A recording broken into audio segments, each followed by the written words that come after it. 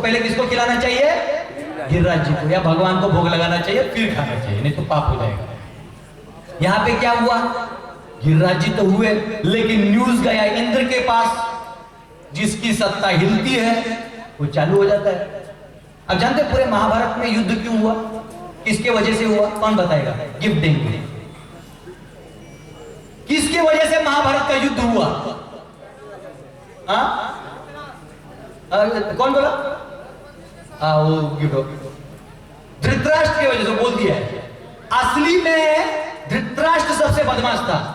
अपनी सत्ता बचाने के लिए दुर्योधन तक को दांव में लगा दिया, जबकि व्यासदेव पहले ही बोल के गए थे, धृतराष्ट्र अगर ये बच्चे गए तो तेरे 100 के 100 बच्चे मर जाएंगे, सोच ले। धृतराष्ट्र ना ऐसे अंधा बाप अंधा बेटा, क्या हुआ? तो मर गए।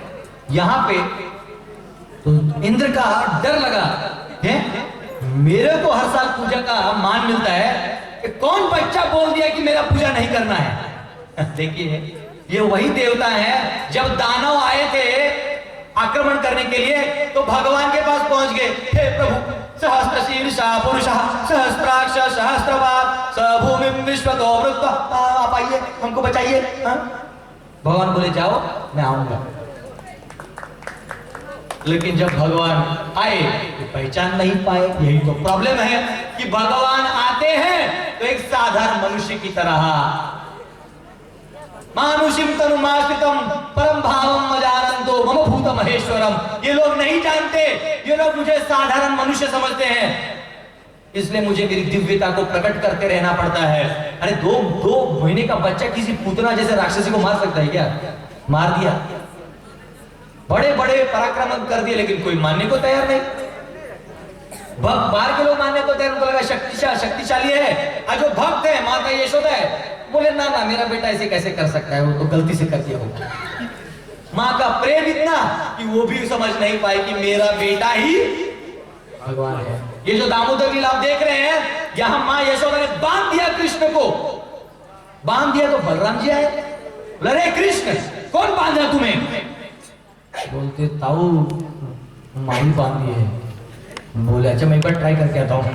बोले जा तू मार खा गया। बलराम जी गए, बोले माँ यशोदा, तो बोले क्या हुआ?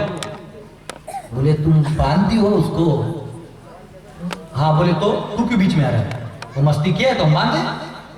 तो बोले तू जानती हो कौन है? अच्छा कौन है? वो अनंत कोटि ब्रह्मांडों का नायक है, सारे ब्रह्मांडों से उत्पत्ति होते हैं, सारे जीवात्मा उसके सिवाय रह नहीं सकते, ये वो वही विष्णु। अच्छा और तू? मैं आदि शक्ति हूं, मैं आदि गुरु हूं, मैं ही अनंत शेष हूं। बोले इधर ये सारे अवतार मेरे घर में है।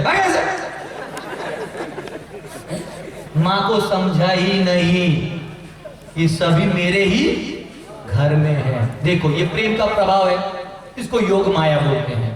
और जीवात्मा महामाया में अज्ञानतावश नहीं जान पाते। तो भगवान प्रकट हुए लेकिन इंद्र भी नहीं समझ पाया। भगवान बोलते हैं गीता में 10वें अध्याय के दूसरे श्लोक में, न मे विदुः सुरगणः प्रभवं न महर्षयः अहं आदिर्हि देवानां महर्षिणां च सर्वशः। ये बड़े बड़े महर्षि, ये देवता भी मुझे नहीं समझ पाते, क्योंकि वो तपस्या करते हैं, पावर रखते हैं, लेकिन प्रेम नहीं करते। ये उनका छोटा सा प्रॉब्लम है। इसलिए मैं सुदामा के घर चले जाता हूँ, छोटे छोटे भक्तों के पास चले जाता हूँ, लेकिन ये देवी देवता के आगे पीछे मैं नहीं करता, क्योंकि ये लोग ऐश्वर्य में फंस जाते हैं गलती से। इसलिए भक्त को स्वर्ग की भी प्राप्ति नहीं करनी चाहिए। स्वर्ग में क्या अप्सरा का डांस देखना है, वो तो यूट्यूब में भी दिख जाएगा। हाँ? कोई जरूरत नहीं, हमको केवल भगवान के चरण कमलों में आश्रय चाहिए। वहां क्या हुआ? इंद्र को खबर गया, इंद्र बोले संवर्तक। संवर्तक वो बादल है जब प्रलय के समय बुलाया जाता है, यहाँ तो प्रलय का समय भी नहीं हुआ था। संवर्तक वो गांव को ऐसा बर्बाद कर दो कि कोई खड़ा ना हो पाए।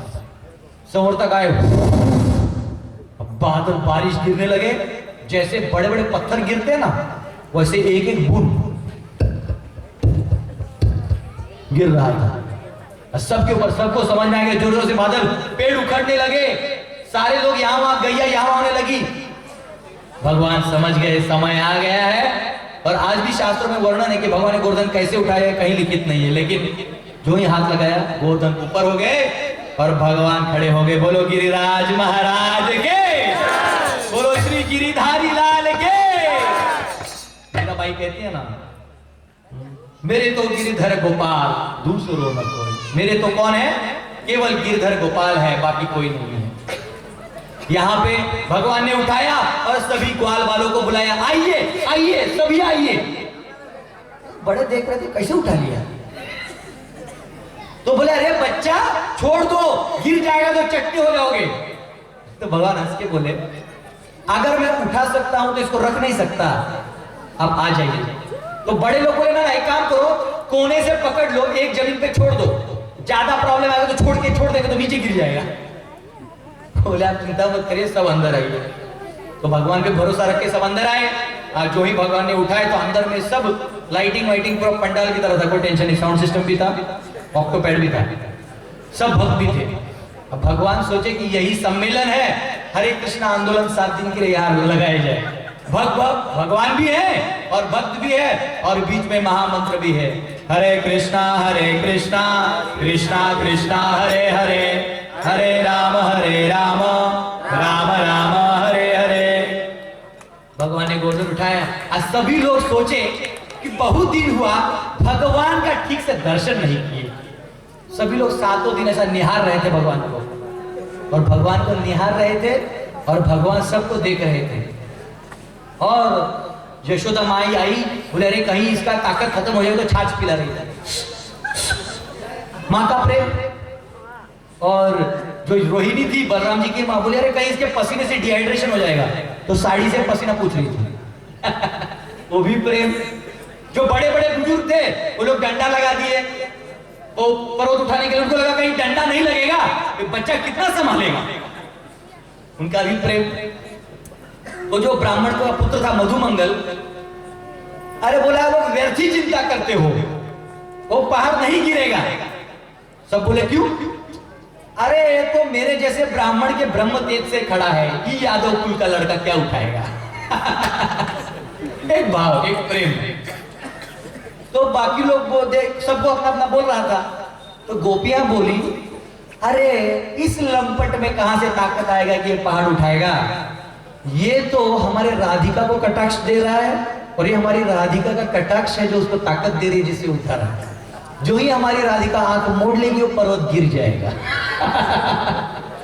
तो ये एक आनंद उत्सव था, ये आनंद का मेला था जहां सभी भक्त एकत्रित आए हुए थे और सभी अंदर में नाच कर रहे, गाना कर रहे, नृत्य कर रहे हैं, भगवान का गुणगान गा रहे हैं। अब देखिए, जब केंद्र बिंदु भगवान होंगे तो कोई दुखी नहीं होगा। केंद्र बिंदु को, भगवान को हटा दीजिए, सभी दुखी होंगे, आपस में लड़ लड़ के मरेंगे। आज यहां देख लीजिए, कौन किस जाति का है, कौन पूछा है? मैं यहां बैठा हूं, मेरा कोई जाति नहीं पूछा, इसको कोई जाति नहीं पूछा है, आपको को नहीं पूछा है। यहां कोई चोर भी बैठा होगा, कोई पुलिस भी बैठे हैं, मंत्री भी बैठे हैं, वोटर भी बैठे हैं, सभी बैठे। क्यों? यहां का केंद्र बिंदु कौन है? भगवान है। अभी 2 मिनट के लिए अगर मैं भगवान को छोड़ के मेरे बारे में बोलना चालू कर दूं ना, 5 मिनट सब लोग उठ के चले जाएंगे, क्योंकि केंद्र बिंदु बदल गए। मेरे जैसे मूर्ख आदमी का सुन के क्या करेगा? या कोई यहाँ बीच में उठ जाएगा, अपना बखान चालू कर देगा, तो कौन सुनेगा? मंत्री लोग आते हैं, बखान, हम ये किया हुआ क्या, चुप। बारिश को मंत्री गिराया है, ये बारिश जो हर साल गिरता है मंत्री गिराता है? कोई भी पार्टी का आदमी नहीं गिरा सकता। ये लोग बस बोलते रहते हैं, टैक्स निकालते रहते हैं। मुझे आज भी मालूम है, महाराष्ट्र में एक बार छोटा सा बाढ़ आया था, बाढ़ भी नहीं आया था, तो एक मंत्री 10,000 करोड़ निकलवा लिया था बाढ़ के नाम पे। अब मैं उसी गांव में प्रचार करता था, बस घुटने तक पानी था। लो, मैं बोला 10,000 करोड़ निकाल लिया सरकार की तिजोरी से। अब फोटो निकाल जाती, कोई डूब रहा है, वो डूब भी नहीं रहा था, वो भाड़े का लड़का था, वो कर रहा। मैं बोला सरकार भी बदमाश है। वहां वो कौन सा रैली हुआ था, हमारे कौन वो बड़ा उपवास करते हैं, मैं एक गांव में प्रचार कर रहा था, देखा तो मेरे प्रवचन में 2 ही लोग बैठे हैं, जबकि 100 लोग बैठते हैं। मैं बोला कहाँ गए लोग? तो एक बुढ़िया औरत थी, बोले आज जो रैली है ना, हमको चाहिए स्वराज, हमको चाहिए स्वराज, वो टोपी पहन के वो करते हैं। तो हम बोले, तो उनको मालूम है ना मेरा कथा होता है, तो क्यों नहीं आए? बोले ना 400 दिया है ना। हम बोले लो, स्वराज कहाँ से चाहिए, 400 तुम ले ही लियो। फालतू में टोपी पहन रहे हो। हम बनारस में थे जब इलेक्शन चल रहा था, हाँ? तो सुबह गंगा आरती के लिए हम रोज रात को शाम को गंगा आरती जाते थे। शाम को गंगा आरती सुबह जाते थे सब्जी खरीदने, तो उजला टोपी लोग पहनते थे, हम है ये पार्टी। आज शाम को देखते तो सब कमल का फूल का टोपी पहनते थे। हम सब्जी वाले को पूछे तुम रंग क्यों बदल देते हो, एक पार्टी के नहीं हो? बोलते ना वो 500 देता है 400 देता है, तो बदल देते हैं सुबह शाम। लो, मैंने बोला दोनों पार्टी चोर हैं, तो तुम जीता के भी क्या करोगे? ज्यादा नोट भी बदल जाएगा तो चोरी थोड़ी बदलेगी। तो ये लोग कुछ नहीं कर पाएंगे, करेंगे तो केवल भगवान। जब तक हमारा जीवन बेड़ा पार कौन करेगा? भगवान करेंगे। हमको मृत्यु से कौन बचा सकता है? कोई नहीं बचा सकता। आदमी खुद अपने आप से इतना परेशान हो गया है कि वो मतलब कहां उसको रस्सी और फैन दिख रहा है, ऐसा हो रहा है। अब सब एसी खरीद लिए तो फैन दिख नहीं रहा है, फिर भी कहीं फैन दिख गया तो गले में रस्सी लेके लगा टांग रहा है, और उसमें भी वो मर नहीं रहा है। क्यों? तो जो ही टांग रहा है तो रस्सी नकली है, चाइनीज माल है, टूट जाता है। रस्सी भी ओरिजिनल नहीं है। सोचता है चलो ट्रेन के नीचे जाके सो जाते हैं, ट्रेन के पटरी पे सो जाता है, मन बना के मर जाएंगे। अब पता चला इंडियन रेलवे ट्रेन लेट, तब तो उसका मूड चेंज होता है, ये भी नहीं करेंगे। तो ना आदमी जी पा रहा है ना मर पा रहा है, क्योंकि केंद्र में कौन नहीं है? भगवान नहीं है। तो जब गिरिधारी लाल से हम सीखेंगे कि केंद्र में भगवान को रखेंगे, सभी प्रसन्न हो जाएंगे। चाहे जैसे भी हो, गरीब हो, अमीर हो, काले हो, गोरे हो, सभी साथ में गाएंगे हरे कृष्णा कृष्णा कृष्णा कृष्णा हरे